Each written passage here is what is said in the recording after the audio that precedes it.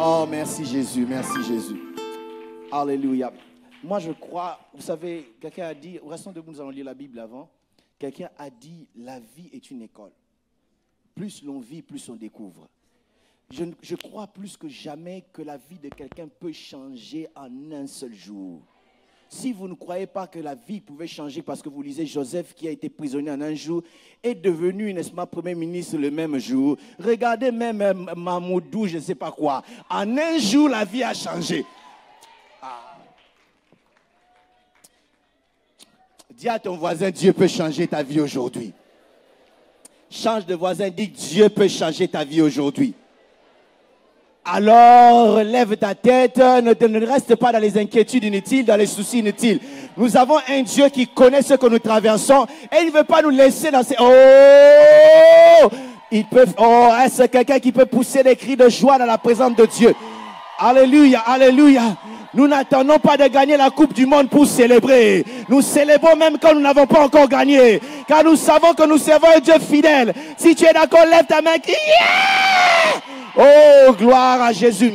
Ouvrons nos Bibles dans Marc 7. Nous allons lire. Oh my God, Dieu est bon. Marc 7. Nous avons commencé vendredi passé. Je crois que nous allons continuer par la grâce de Dieu. Marc 7, versets 31 à 37. Alléluia. Est-ce qu'on a trouvé? J'attends que celui qui n'a pas trouvé trouve. Marc 7, à partir du verset 31e, nous allons lire à 3, 1, 2, 3. Jésus quitta le territoire de Tyr et revint par Sidon vers la mer de Galilée en traversant le pays de la Décapole. On lui amena un sourd qui avait de la difficulté à parler et on pria de lui imposer les mains. Il le prit à part, loin de la foule, lui mit les doigts dans les oreilles et lui toucha la langue avec sa propre salive.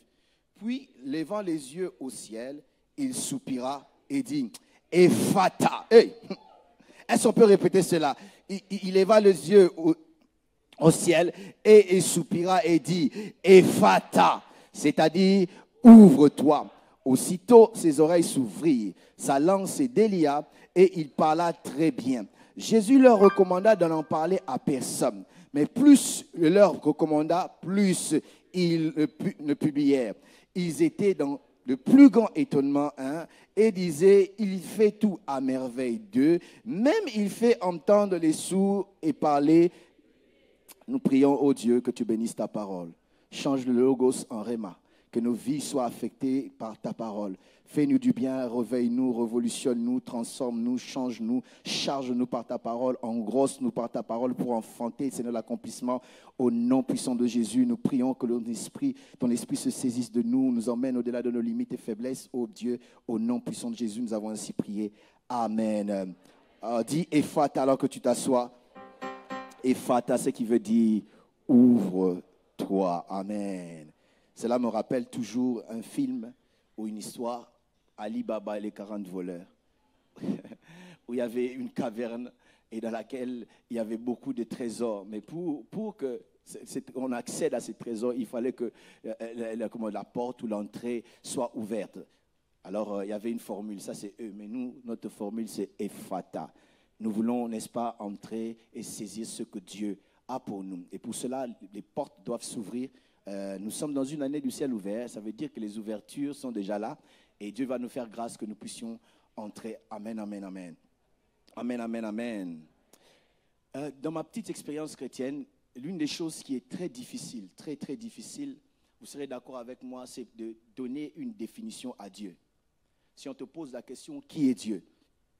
Ce qu'on peut répondre pour dire qui est Dieu n'est toujours pas assez pour décrire réellement qui est Dieu. J'imagine même pas un livre, même la Bible elle-même n'a pas fini de décrire ce qu'est Dieu. Mais un livre sur cette terre, je ne vois pas quelle taille elle aurait pour pouvoir définir qui est réellement Dieu. Mais personnellement, j'ai appris à vouloir décrire Dieu ou définir Dieu de trois manières, dans ces trois adjectifs. Dire par exemple, qui est Dieu? Je dirais, Dieu est l'omniprésent. Omniprésent qui veut dire qu'il est partout au même endroit, partout à la même heure. Par exemple, pendant qu'il est ici, nous sommes dimanche, il y a beaucoup d'autres églises qui sont en train de louer le Seigneur. Et il y a une promesse de la Bible qui dit, là où 2 ou 3 se réunissent, il est là. Donc ça veut dire, dans une église où il y a des milliers de personnes, il est là. Dans une église où il y a 2 personnes, il est là. Dans une église où il y a 30 personnes, il est là. Il est là, ici ce matin, dans ce lieu, à Épinay-sous-Sénat. Il est à Bordeaux en ce moment-ci. Et lorsque tu prends un avion pour aller loin de lui, tu crois que tu vas l'échapper, tu arrives au Japon, il est déjà là. David pouvait dire, où irai-je loin de ta face? Au fond de la mer, tu y es. Lorsque je vais dans les montagnes, tu voilà encore. Il est un Dieu omniprésent. Il est partout en tout temps. Je dis bien partout en tout temps. Il n'y a pas un seul espace de la terre où Dieu ne se trouve pas. Dieu se trouve partout, à tout moment. Vous savez, il arrive, n'est-ce pas, que certaines choses puissent se passer parce que les personnes qui étaient supposées garder n'étaient pas là. C'était des très bons gardiens, des très bons agents de sécurité. Mais parce qu'ils se sont déplacés à un moment, ils n'étaient pas dans leur poste et les voleurs vont entreprendre des choses ou faire des choses. Mais en aucun jour, vous entendrez que Dieu s'est déplacé et le diable est venu faire ce qu'il a à faire parce que Dieu n'était pas là. Il est un Dieu omniprésent, il est un Dieu omniprésent, il est un Dieu partout. Le deuxième attribut que j'accorde pour essayer de définir qui est Dieu, je dis Dieu est omniscient. Omniscient qui veut dire il connaît toutes choses. Il connaît les maths, il connaît la technologie, il connaît l'arithmétique, il connaît, n'est-ce pas, il connaît les lois de l'économie, il connaît toutes choses. Il connaît ce qu'il y a dans ton domaine d'études ou de vie. Il connaît les langues, il connaît, n'est-ce pas, les reliefs, il connaît ce qui se passe dans les eaux, il a la connaissance de toutes choses. J'aimerais nous dire que Dieu n'apprend pas, Dieu ne reçoit pas des informations, mais Dieu connaît déjà les informations avant qu'elles puissent arriver à toi. Lui, il les connaissait parce qu'il est omniscient, il connaît toutes choses. Voilà pourquoi c'est une erreur grave de croire qu'on peut être ou faire des choses, dire des choses sans que Dieu puisse être au courant parce qu'il connaît toutes choses. La Bible dit, il sait même avant qu'une parole monte, lui, il la connaît déjà. Dieu connaît toutes choses. Je disais, il a la connaissance de toutes choses. Voilà pourquoi, lorsque nous prions parce qu'on a une difficulté dans les études, Dieu peut aussi nous aider parce qu'il a connaissance de toutes choses. Je disais que Dieu connaît tout. Dieu connaît tout. Et un chrétien qui sait que Dieu connaît tout, il va faire attention à sa vie parce qu'il sait que je peux cacher les choses aux hommes, mais je ne cacherai pas les choses à Dieu. Je peux me cacher des hommes, mais je ne peux pas me cacher de Dieu. Je peux bien me cacher pour voler. Oh, les hommes ne voient pas, on raconte l'histoire de cet homme-là qui a pris son fils. Ils avaient tellement faim. C'était des chrétiens, ils me disent, pour aujourd'hui seulement, les gens ne verront pas. Viens, on va aller voler. Et ils sont allés voler. Alors qu'ils étaient en train de voler, il dit, toi, tu vas regarder à droite. Moi, je vais regarder à gauche. Il n'y a personne en avance. Le papa regardait à gauche, il n'y avait personne. Le fils à droite, et le papa dit, il y a quelqu'un là-bas. Il dit, non, il n'y a personne. Alors, avance. Il dit, papa, on a oublié de regarder là en haut. Il y a un Dieu qui nous regarde. Dieu voit tout et il sait tout. Je suis en train de dire, Dieu sait tout. Il est un Dieu omniscient. Et le troisième objectif qui m'aide à pouvoir définir Dieu, c'est de dire que Dieu est omnipotent. Omnipotent qui veut dire qu'il peut tout. Il est capable de tout faire. En d'autres termes, je peux dire Dieu est un Dieu aux possibilités illimitées. Les choses que l'homme n'a pas encore pensé ou n'a pas pensé ou n'a même pas dans sa pensée, Dieu a la solution à cette chose-là. Il nous arrive, nous sommes confrontés à des défis de la vie et on gratte la tête, on ne sait pas où commencer. On ne sait pas qu'est-ce qui peut arriver. On ne sait même pas imaginer des solutions à cette situation. On dit c'est fini. Lorsque nous disons c'est fini, Dieu ne se retrouve jamais dans une position où il dira je suis fini. Il a toujours des possibilités. Oh, je dis, il est capable de tout faire. Oh, lorsqu'il n'y avait plus d'alimentation, lorsqu'il n'y avait rien au marché, lorsque la pluie ne tombait pas, Dieu était capable de nourrir Élie par un corbeau et un corbeau avec du pain et de la viande. Oh, même si on pouvait réfléchir, ça c'est une solution qu'un homme ne peut pas trouver. Et je me pose la question, où est-ce que ce corbeau trouvait les pains? Parce qu'il y avait la famine. Bon, je ne sais pas, peut-être il était dans la boulangerie céleste où Dieu lui a donné les pains, il est venu. Peut-être le corbeau volait, il a vu quelqu'un avec son pain, il a happé le pain et puis il est venu donner à Élie. Mais quelle que soit la manière dont il a eu, c'est que je sais, Dieu a trouvé une solution. Il n'y a rien qui est trop difficile pour Dieu. Il peut tout. Nous l'avons chanté, il a la capacité de faire tout. Lorsque la médecine ne peut pas aller, j'aime les médecins et il faut vraiment les respecter parce qu'ils font un très bon boulot. Mais lorsque la médecine, n'est-ce pas, n'arrive pas à aller plus loin, Dieu peut aller plus loin. Lorsque la médecine n'a même pas trouvé, n'est-ce pas, la guérison ou la cure pour une maladie, Dieu trouve déjà la cure de la maladie. Dieu peut tout. Je disais que Dieu peut tout. Ceci m'a introduit, n'est-ce pas, m'aide à introduire par rapport à la conclusion de mon message de ce soir, de ce matin. Excusez-moi les lampes, je crois que je suis ce soir. Nous avons dit lundi, nous avons raconté, n'est-ce pas, l'histoire de cet homme. Les lecteurs de la Bible, nous connaissons, n'est-ce pas, cette histoire. La Bible parle de cet homme qui était, sourd et qui ne pouvait pas bien parler. Et il ne pouvait pas bien parler. La Bible dit, des gens sont venus à Jésus avec lui. Et ce que j'aimais, nous l'avons dit le vendredi passé, souvent nous avons des problèmes. Au lieu de prendre nos problèmes et les emmener dans la présence de Dieu, tout ce que nous faisons, nous prenons les inquiétudes, nous les mettons comme une veste sur nous, afin qu'elles puissent conduire nos vies. Les inquiétudes ne peuvent rien faire dans nos vies. Je disais, les inquiétudes ne peuvent rien ajouter. Ça ne peut pas chasser le diable, ça ne peut même pas faire bouger Dieu. Les inquiétudes vont seulement te tuer toi-même. Les inquiétudes ce n'est rien d'autre que l'abus de l'imagination. Dieu nous a donné, n'est-ce pas, l'imagination pour nous aider à créer un futur meilleur. Mais nous en abusons en utilisant les inquiétudes. Les inquiétudes, ça veut dire que tu protèges une situation qui n'est pas bonne dans le futur. Tu te dis, par exemple, parce que je n'ai pas, n'est-ce pas, ce bac-là, ma vie est finie. C'est comme ça, je vais me suicider. On ne voit plus d'issue,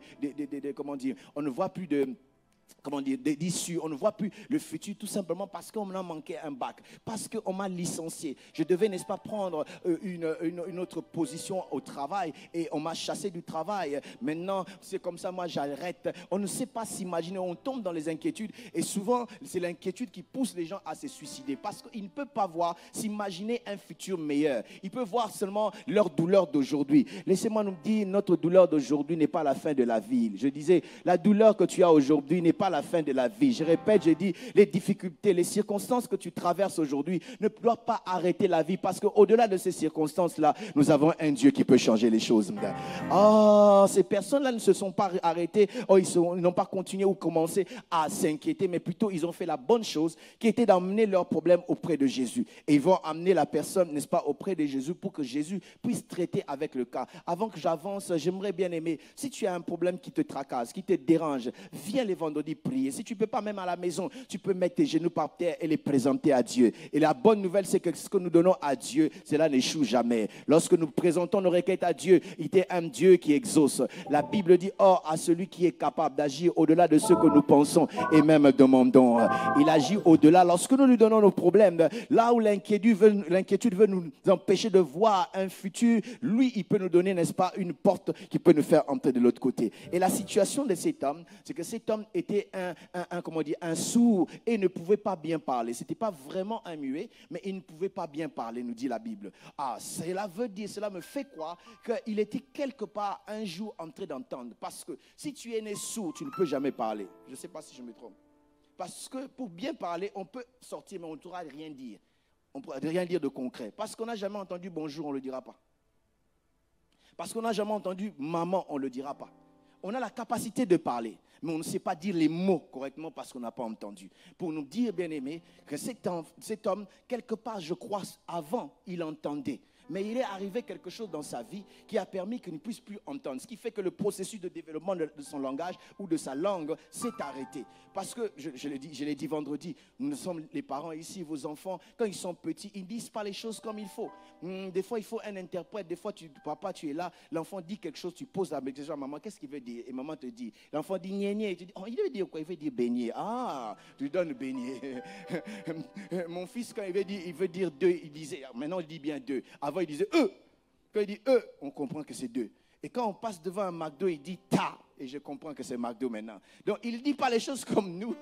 Je ne sais pas où est-ce qu'il a appris ça, mais je vais tout simplement dire que le processus de cette personne s'est arrêté parce que le processus, il ne pouvait plus entendre. Un des principes, c'est que tu veux apprendre une langue, expose-toi à cette langue-là. Beaucoup d'entre nous ont été dans des cours d'allemand, d'anglais et autres, et ils ne parlent pas allemand ni anglais tout simplement parce que ça se termine à l'école. Il étudie, il rentre à la maison, il ne fait aucun effort. Mais lorsque tu t'entoures, n'est-ce pas, de cela, lorsque tu t'entoures de cette langue-là, tu seras surpris. Tu commences toi-même à parler et aussi avec un bel accent.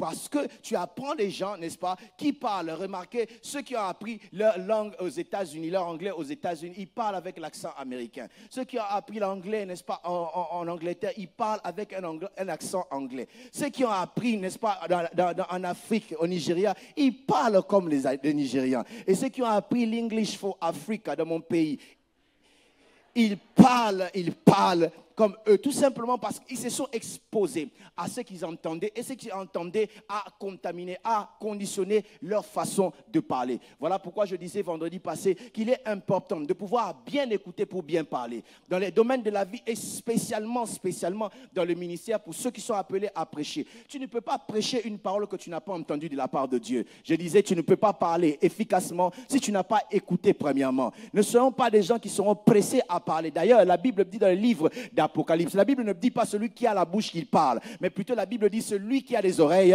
qu'il entende ce que l'Esprit dit aux églises. Parce que tu ne peux pas parler efficacement si tu n'as pas d'abord entendu. Tu ne peux pas parler le langage de Dieu si tu n'as pas entendu Dieu parler. Je conseille tous ceux qui sont appelés dans le ministère à écouter Dieu et à écouter beaucoup les autres. Parce que plus tu es en train d'écouter, plus tu es en train de libérer ta langue pour parler bien. Ça t'aide, n'est-ce pas, à pouvoir faciliter les choses. Plus tu écoutes facilement, tu auras la facilité même de développer ton art oratoire. Vous savez, les gens comme moi je n'arrivais pas à bien parler devant les gens. Je vous ai toujours dit, j'étais trop timide. Mais aujourd'hui, je peux vous parler, je vous regarde dans les yeux sans avoir peur. Pourquoi? Parce que quelque part, en apprenant, nous avons eu la confiance, ça nous permet de nous tenir. Et la grâce du Saint-Esprit, la grâce du Seigneur par le Saint-Esprit, nous aide à tenir. J'aimerais dire, bien-aimé, tu ne peux pas parler. Toi qui es dans le ministère, tu es appelé dans le ministère. Et ça m'étonne, il y a des gens qui sont appelés dans le ministère, ils n'ont pas encore commencé le ministère, mais ils prennent déjà les airs du ministère comme s'ils avaient l'expérience du ministère. Tout ce qu'il a, c'est le ministère de la prophétie. Dieu va t'utiliser puissamment dans le monde. Déjà, il n'a même pas traversé un seul pays. Quel orgueil qui a la taille des gratte-ciel. Mais tu n'as pas encore parlé. Bref, j'étais en train de dire ceci. Il faut écouter pour bien parler. Et cela est le principe. Ce qui sort de toi dépend de ce que tu écoutes. Voilà pourquoi d'autres personnes qui ne disent que des mauvaises choses parce qu'ils entendent que des mauvaises choses. Si tu entends que des mauvaises choses, tu ne diras que des mauvaises choses. Si tu entends que les gens critiquent les autres, de toi sortira seulement les critiques. Ma prière, c'est que tu puisses savoir où donner ton oreille, à qui donner ton oreille. Ne donne pas ton oreille à n'importe qui parce qu'il peut t'empoisonner. Je disais, il peut t'empoisonner. Vous savez, surtout pour les dames, la porte de l'entrée du cœur d'une femme, c'est l'oreille. Alors ne présente pas ton oreille à n'importe qui. Tu sais que tu es une femme mariée. Cet homme-là vient en train de t'embrouiller. Il te parle toi aussi. Tu donnes ton oreille. Tu donnes ton oreille. Tu donnes ton oreille. Parce que tu donnes ton oreille, lui aussi il est en train d'entrer dans ton cœur. Et imaginez ce qui en suit. Donc je suis en train de dire, bien-aimé, qu'il est très important de savoir à qui est-ce que nous donnons nos oreilles parce que ce que nous écoutons impacte ce que nous disons. Quelqu'un est triste ou quelqu'un est content. Que nous puissions apprendre, n'est-ce pas, à savoir. Je disais vendredi ici que ce qui entre en nous détermine ce qui sort en nous. Parce que cela est très important. Vous savez même ce que nous regardons. Jésus a dit à ses disciples, vous recevrez une puissance, le Saint-Esprit survenant sur vous et vous serez. Le principe qui est dégagé de ce passage est que ce que vous serez dépend de ce que vous recevez. En écoutant, nous recevons des choses. Est-ce que vous savez que ce que tu entends peut changer ton attitude directement? Pendant qu'on est là, on est en train de te dire une très bonne nouvelle. Oh, ton compte qui était dans moins quelque chose. On vient te dire, oh, je ne comprends pas. Mais dans ton compte, on dirait qu'il y a des... Tu dis, Et puisqu'il y a les applications, tu vérifies dans ton téléphone. On était en train de louer, tu ne louais pas très bien. Directement, la danse change. Pourquoi? Parce que tu as entendu quelque chose. Tout comme tu peux être, n'est-ce pas, dans une fête et on vient, n'est-ce pas, t'annoncer. Je me souviens, en 85, il y avait un aîné du quartier qui était mort. Et ça se passait alors qu'on était en train de fêter, entre guillemets, une fête de communion quelque part. Et directement, c'était une fête, on était en train de danser. Mais on vient nous annoncer, telle personne est morte. Et directement, la fête a changé en deuil. Parce que ce que tu entends t'influence. Voilà pourquoi, consciemment bien-aimés, cherchons à entendre des bonnes choses. Exposons-nous à des bonnes choses. Je disais, exposons-nous à des bonnes choses. Si tu t'exposes à des bonnes choses, c'est alors que tu seras capable aussi de reproduire des bonnes choses. Mais si tu t'exposes à des mauvaises choses, écoutez les mauvaises choses, cela va te détruire. Et c'était le cas, n'est-ce pas, de cette personne. Il avait un problème des oreilles et il ne pouvait pas très, très bien parler. Et la Bible dit, je suis en train de faire une récapitulation de ce vendredi, la Bible dit, ces gens vont le prendre et vont l'emmener à Jésus. Ils ont fait une bonne chose. Mais ils vont venir en imposant la méthode que Jésus devait faire. Ils disent, impose-lui les mains pour qu'il soit guéri. Et Jésus pour leur dire que moi je ne suis pas soumis à votre parole, je suis soumis à ma propre souveraineté et à mon Père. Ce que je fais, je ne vais pas faire ce que vous me demandez à la manière dont vous me demandez. Je veux faire exaucer votre prière, mais pas de la manière dont vous demandez.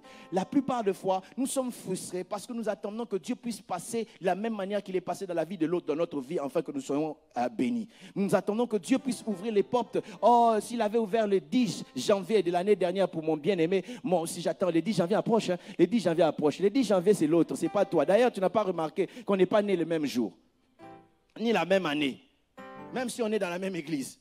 Dieu ne fait pas les choses pour tout le monde de la même manière. Ils vont, n'est-ce pas, pousser à imposer les mains. Mais Jésus a pris, il a même fait une méthode qui semble être bizarre. Si vous ne comprenez pas bien, je peux vous aider à être illustration à cela. La Bible dit, il a pris les oreilles, il a mis les doigts plutôt, excusez-moi, aux oreilles, il a mis. Et puis après, il a fait, pah, il a craché. Et avec son crachat, il va toucher. Ce n'était pas une méthode vraiment conventionnelle. Et je vois, dans Marc 8, 22, il fait la même chose aussi. Il va faire encore avec la salive. C'est comme si Jésus, vraiment, sa salive là. Je compte dans ma tête là, environ 3 fois, il a utilisé la salive pour faire la guérison. Donc, une méthode qui n'était pas une méthode de chaque jour. Puisque tu n'es pas tout le monde, Dieu n'est pas obligé de passer par les méthodes qu'il a utilisées avec tout le monde pour te bénir. J'aimerais répéter cela. Je dis, toi, tu n'es pas tout le monde. Je dis que tu n'es pas tout le monde. Dans les problèmes, Dieu ne veut pas agir comme tout le monde. Dans tes difficultés, Dieu n'est pas obligé d'agir comme tout le monde. Il a une méthode peut-être que tu n'as pas vue, qu'il va commencer avec toi. Oh my God. Avec toi, il peut commencer à changer et donner une méthode qui semble ne pas être bonne. Oh, tu as envie de corriger Dieu. Oh, j'imagine un peu Jésus prendre cet homme, en train de l'emmener hors de la foule. Et la personne me dit, mais il m'emmène où votre Jésus? Bien aimé, ça nous arrive des fois dans la vie. Tu as l'impression que la vie t'emmène quelque part où tu ne comprends pas. Mais moi, je voulais ceci. Mais il m'emmène encore dans le sud. Qu'est-ce qui se passe? Je l'ai dit vendredi. Ce qui importe, ce n'est pas de savoir où on va d'abord, mais c'est de savoir avec qui on va. Car si on va avec l'Éternel qui est notre berger, il ne nous abandonnera pas, il nous conduira dans les verts pâturages. Même si je ne vois pas le chemin comme Joseph, Dieu peut m'emmener dans le trône en commençant par le puits, en commençant par Potiphar, en allant en prison, en voyant Pharaon, afin qu'il puisse m'emmener dans le trône. Il n'est pas obligé de faire comme tout le monde. Dieu est la seule personne, au lieu de te faire sortir de l'école de commerce pour devenir premier ministre, il te fait sortir de la prison, afin que tu deviennes premier ministre. Oh my God, il est la seule personne qui peut t'envoyer là-bas pour que ça soit un tremplin, afin que tu montes. J'aimerais dire à quelqu'un qui pleure, qui ne comprend pas où il est en train de traverser. Laisse-moi te dire, la personne qui te conduit ne sait pas tromper de chemin. Il connaît le chemin mieux que Waze. Waze te dit là où il y a les embouteillages. Mais Dieu est celui qui a créé même les... Et il connaît ces choses. Ne t'embrouille pas. Tu peux pleurer, mais dis, Seigneur, je te fais confiance. Car je sais, si tu me tiens par la main, je vais arriver. Je ne comprends pas, mais je sais que je vais arriver. Les gens parlent et ils se moquent de moi, mais ils ne sont pas Dieu. Dieu ne s'est pas trompé de chemin. Je dis, Dieu ne s'est pas trompé de chemin. Je vais arriver. Aide-moi à dire à ton voisin, tu vas arriver. Oh, c'est GPS qui te conduit, il s'appelle Dieu. Lui, il n'a pas besoin de consulter les satellites. Il connaît le chemin mieux que toute chose. Il est omniscient, il connaît toutes choses. Et tu vas arriver, si tu es d'accord, dis amen que j'entende. Oh, il emmène là, la Bible dit, il emmène en dehors de la foule.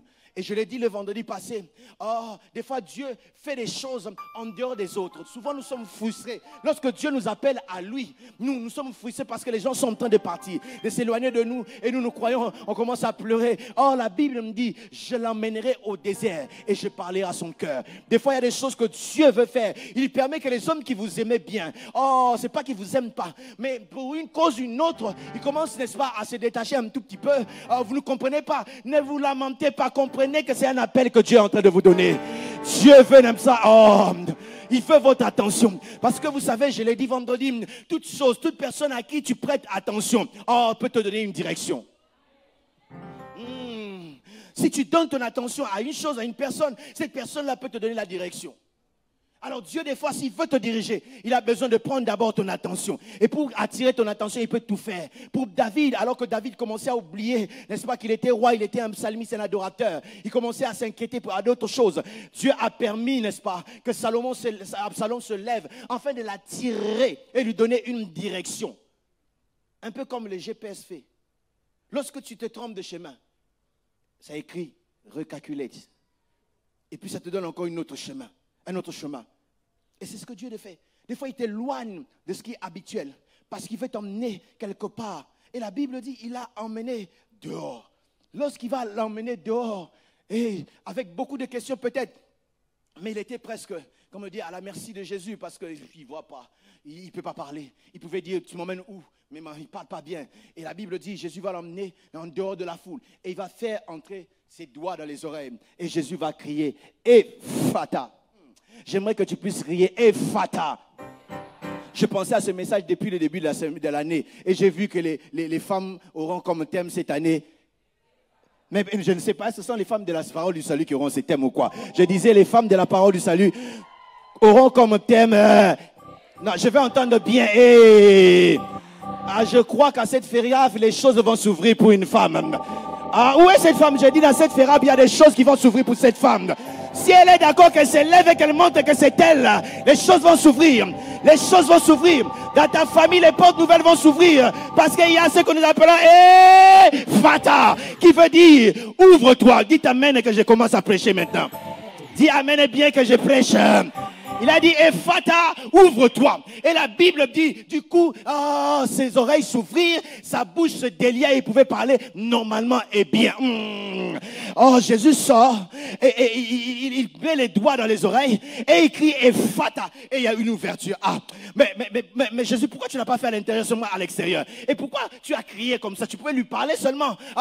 Jésus, je crois, moi, qu'il n'était pas en train de parler à cet homme-là. Il était en train de parler à quelque chose qui était spirituel, qu'il ne se voyait pas. Et il parlait à cette chose et qu'il allait ouvrir dans le matin. Oh my God. Il y a des choses dans les spirituels qui vous contrôlent. Des choses dans les spirituels qui vous bloquent. Nous devons, n'est-ce pas, apprendre à parler à ces choses afin qu'il y ait des ouvertures. La Bible me dit ceci dans Genèse 1, verset 2. La Bible dit, commence par Dieu créer le ciel et la terre. La terre était informe et vide. Il y avait les ténèbres dans le surface sur la terre. Et Dieu dit que la lumière soit et la lumière fut. Il y avait les ténèbres. Au lieu que Dieu parle des ténèbres, il parle aux ténèbres. Le problème avec la plupart de nous, lorsque nous avons des circonstances difficiles, nous allons raconter à tout le monde ce qui se passe, mais nous ne savons pas parler au problème. Oh my God. Jésus a dit, si quelqu'un a la foi, et il dit à cette montagne, donc on peut parler à nos montagnes. J'aimerais dire à quelqu'un, apprends à parler à ta montagne avant qu'elle puisse te parler. Non, je dis, apprends à parler à ta montagne avant qu'elle puisse te parler. Lorsque David a vu Goliath, qui était une grande montagne pour les autres, David n'a pas attendu qu'il parle. Il a dit, aujourd'hui, je donnerai ta chair aux oiseaux des cieux.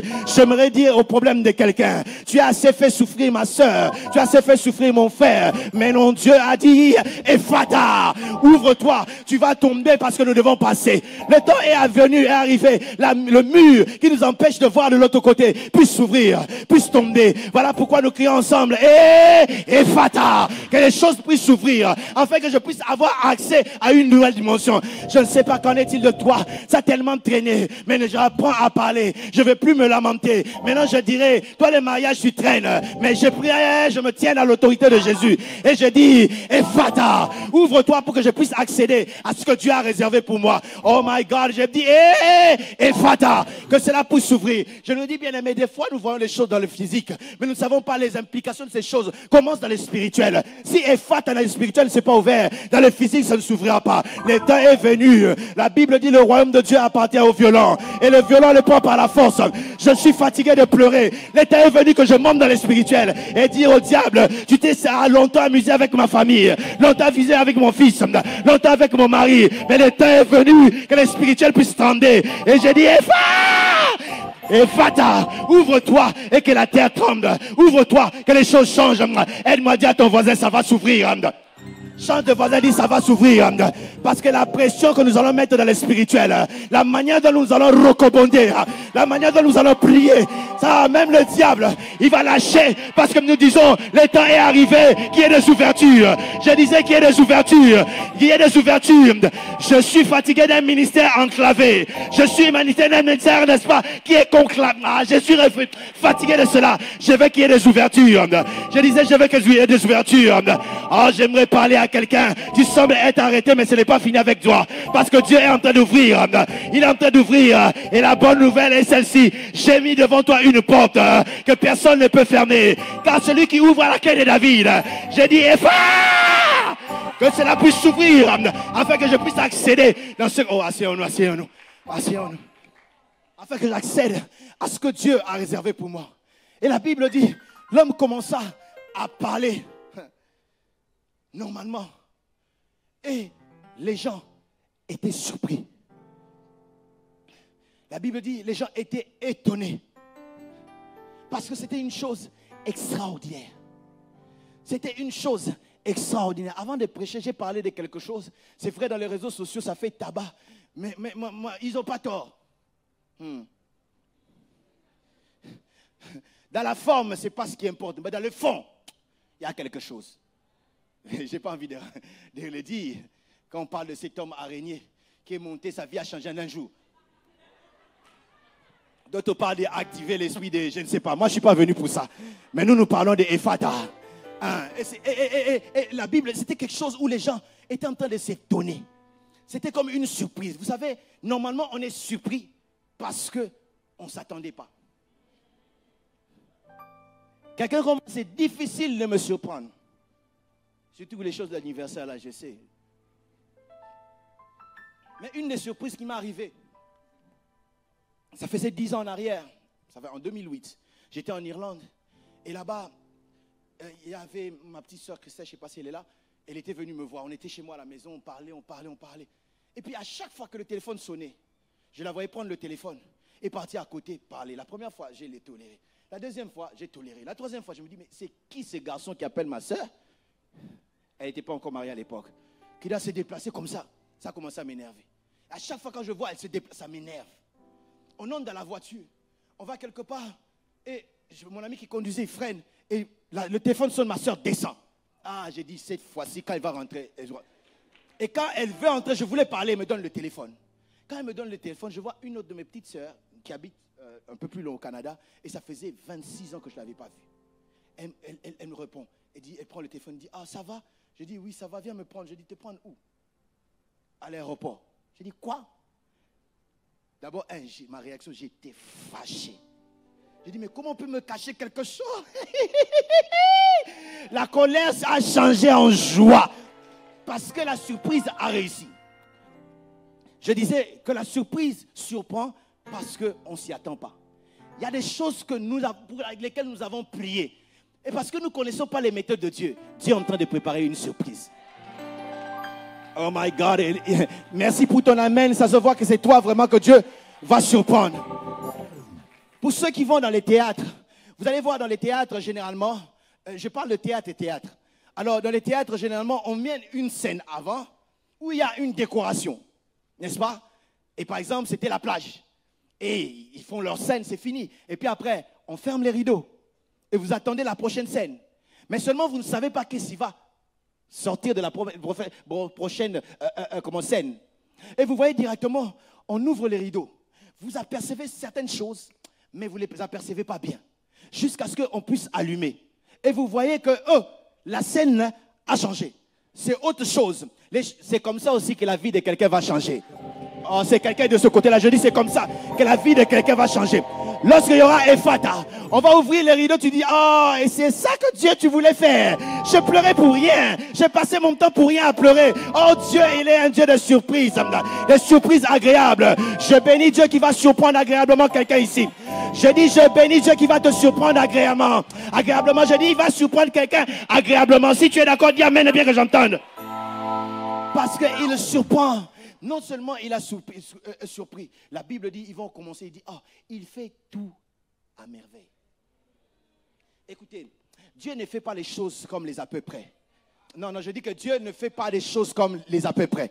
Voilà pourquoi quand il bénit bien. Même j'aime quand Jabez prie, il dit bénis-moi, bénis-moi. En français, on s'arrête là. Mais en anglais, on dit bless me indeed, qui veut dire bénis-moi bien, bénis-moi vraiment. Parce qu'il y a la bénédiction, on se pose la question si c'est la bénédiction ou pas. C'est toi qui dois faire la publicité. Mais nous ne voulons pas de ce genre de bénédiction. Nous voulons des bénédictions qui parlent elles-mêmes. Je dis que lorsque Dieu me visite, la visitation parle elle-même. Quand on regarde, on voit, tu as vraiment changé. Oui, tu n'as pas encore vu. Dieu est en train de faire des choses. Ah, parce qu'il fait toutes choses à merveille. Je prophétise dans la vie de quelqu'un. Jusque-là, ta vie était en noir et blanc. Mais Dieu, il va colorer ta vie. Je dis, il va colorer ta vie. Oh, je dis, il va colorer ta vie. Parce qu'il fait des choses bien. Il fait des choses à merveille. Je bénis Dieu parce que quelqu'un sera ce panneau par lequel on contemplera les merveilles de Dieu. Quand on regarde, on me dit, oh, son Dieu fait des choses d'une manière extraordinaire. Son Dieu fait des choses à merveille. Son Dieu fait des choses puissantes. Oh, il fait des choses agréables. Il fait des choses à merveille. Vous savez, des fois, il y a un jeu que Dieu joue. Le jeu de pouvoir seulement étonner les gens. Voilà pourquoi la Bible nous parle des signes et des prodiges. En anglais, on dit signs and wonders. Wonders qui veut dire les merveilles. Il fait des signes. Les signes, c'est pourquoi? Les signes, pourquoi est-ce que Dieu donne des signes? Les signes, c'est pour attester. Ce que lui, il avait dit était vrai. Voilà pourquoi il donne des signes. Mais quand il donne les wonders, les merveilles, c'est juste pour vous étonner. Parce que quelque part, on va comprendre que vous n'êtes pas de la même taille. Oh non, mais on n'est pas de la même catégorie. Dieu n'est pas de la même catégorie que ton patron. Des fois, il doit faire des choses que ton patron ne peut pas faire. Juste pour que tu sois étonné. Lorsque tu vois ça, tu restes bouche bée. Il y a une dame une fois, Dieu l'a tellement visitée. Et elle dit non, je ne peux pas garder pour moi. Je veux témoigner. Lorsqu'elle vient devant la foule pour témoigner, il dit elle n'a même pas pu décrire ce que Dieu avait fait. Parce que la Bible dit que ce sont des choses que l'œil n'a pas vues, que l'oreille n'a pas entendues, qui ne sont jamais montées dans le cœur de l'homme. Mais Dieu a préparé pour ceux qui l'aiment. En d'autres termes, Dieu aimerait, n'est-ce pas, t'étonner au point que tu as difficile de le dire. Les gens ne croient pas, mais les évidences ne mentiront pas. J'aimerais dire à quelqu'un, ils verront que Dieu fera une chose notoire qu'ils ne pourront pas nier. Même les diables, même tes ennemis, même ceux qui ne t'aiment pas, ils ne sauront pas nier ce qu'il va faire. Parce que, oh my God, il va faire quelque chose qui deviendra une merveille. Dis après ma merveille. Je ne parle pas des merveilles, Mando. Je dis les merveilles que Dieu est en train de faire. Des merveilles extraordinaires. Dis bien merveille. Il va te pousser à t'étonner, à comprendre qu'il n'est pas de la taille de ton professeur. Il n'est pas de la taille d'un président ou d'un roi de ce monde. Il est Dieu. Il n'est pas de leur taille. Il fait des choses, n'est-ce pas, qui dépassent l'entendement. Et ils vont continuer. Ils vont continuer. Ils vont dire ceci. Il fait même parler les sourds et faire entendre les aveugles. Oh, c'est comme si cela leur a donné une information. Bon, depuis longtemps, vous ne savez pas que Dieu pouvait le faire. Non, ils le savaient. La preuve, ils ont emmené cet homme devant le Seigneur. Il y a un problème. Bien aimé, nous devons quitter la dimension de l'information pour entrer dans la dimension de l'expérience. Si vous ne croyez pas, posez la question à Job. Job, tout ce qu'il est arrivé, et il croyait que Dieu est tellement fidèle. Il a dit, mon Rédempteur est vivant et il s'élèvera les derniers. Mais c'est comme s'il y avait toujours quelque chose, jusqu'à ce que Dieu va agir. Dans Job 42, verset 2, il dit, je reconnais maintenant que tu peux tout et que rien ne s'oppose à tes pensées. Maintenant, j'avais l'information, mais maintenant, j'avais entendu parler de toi. Maintenant, mon oreille a vu ce que tu es capable de faire. Il y a un temps où tu entends parler de Dieu, mais il y a un temps où tu vois ce que Dieu peut faire. Je disais, il y a un temps où tu entends les autres témoigner, mais il y a un temps où tu n'entendras pas les témoignages, mais c'est toi qui vas témoigner. Il y a un temps même pour témoigner, mais il y a un temps où toi-même tu deviens un témoignage. Non. Les gens qui te connaissaient hier ne croient pas que c'est toi, mais tu leur diras c'est moi. Venez voir ce que Dieu a fait dans ma vie. Venez voir, il a fait des grandes choses. Il est celui qui a transformé ma famille. Je n'avais pas cru que mon père alcoolique allait se convertir. Ma femme, n'est-ce pas, qui est alcoolique va se convertir. Mes enfants qui étaient drogués qui allaient se convertir. Mais viens voir ce que Dieu peut faire. L'enfant qui était, n'est-ce pas, tendre, à s'éloigner de Dieu, le voilà en train de prêcher la parole. J'aimerais dire à un parent, ne t'inquiète pas. Le temps vient où ton enfant va changer. Le temps vient où tu verras le contraire de ce que tu croyais arriver. Parce que le Dieu Tout-Puissant sait faire les choses. Il fait les choses à merveille.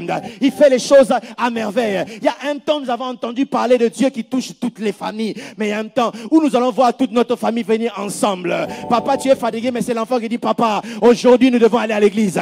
Et tu es encouragé, tu dis, oh, si c'est comme ça, je ne manquerai pas. Je viens de rentrer le matin, mais si mon fils qui était dans la drogue m'amène dans la présence de Dieu, je vais y aller. J'aimerais dire à quelqu'un, tu as entendu, mais tu vas expérimenter. Parce que nous sommes dans un temps où les choses s'ouvrent.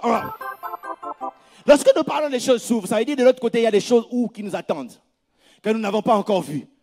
Alors lorsque les Ephrata, les choses s'ouvrent, nous pouvons maintenant entrer de l'autre côté. Et lorsque nous entrons de ce côté, nous commençons à expérimenter les choses de ce côté. Je cherche une illustration qui peut nous aider à comprendre.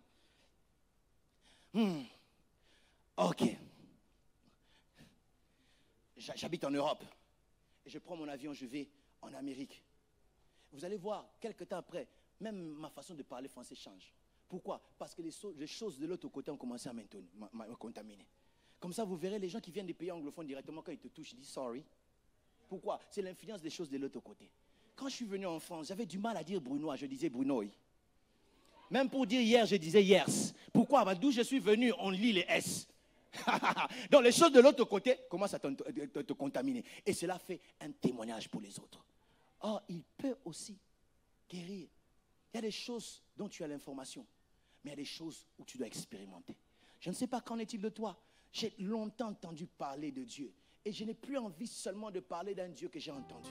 J'ai envie de parler d'un Dieu que j'ai expérimenté. Voilà pourquoi j'ai vraiment envie d'expérimenter ce Dieu-là. Et voir ma vie être transformée dans une dimension où j'ai jamais été avant.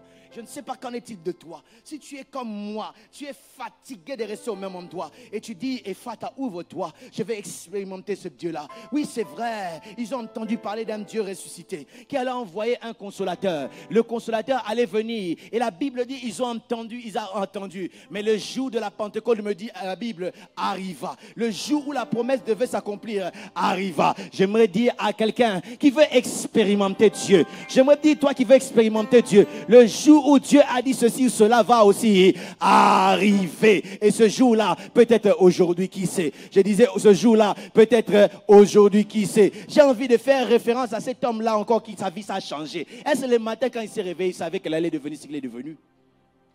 Dieu peut surprendre. Je désire la chambre haute, comme le jour de la Pentecôte.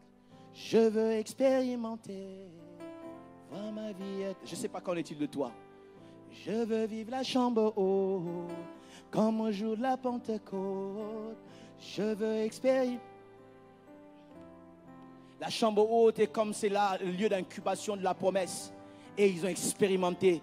Tu veux expérimenter Dieu. Alors que nous disons, Ephrata, les portes sont en train de s'ouvrir. Mais moi, je veux l'expérimenter encore. Je veux vivre la chambre haute, comme le jour de la Pentecôte.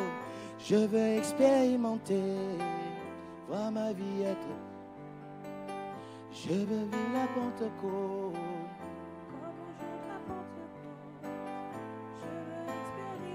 J'aimerais prier avec quelqu'un qui veut que sa vie être changée. Je veux expérimenter les phrases. Je veux expérimenter, voir ma vie changer. Je veux expérimenter. Je veux vivre. Ma vie être si tu es là, tu peux. Il y a des gens qui ont compris et ils se connectent au ciel pour dire Seigneur, je veux expérimenter. À la même manière qu'ils ont expérimenté ta grandeur, moi je veux expérimenter et voir ma vie prendre une nouvelle tournure. Comme au jour de la Pentecôte, je veux expérimenter, voir ma vie être changée. Je veux vivre la chambre haute, comme le jour de la Pentecôte. Je veux expérimenter, voir ma vie être changée. Oh, je veux, comme au jour. Comme ces gens mettent ton problème devant le Seigneur. Dis-lui, je vais expérimenter ta puissance. Je vais expérimenter ta puissance.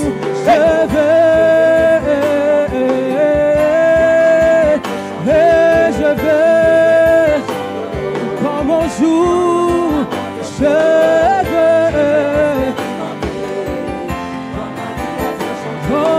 veux, oh je veux, oh je veux, oh. S'il vous plaît, j'aimerais que tu sois connecté au ciel et dire à Dieu, je vais t'expérimenter.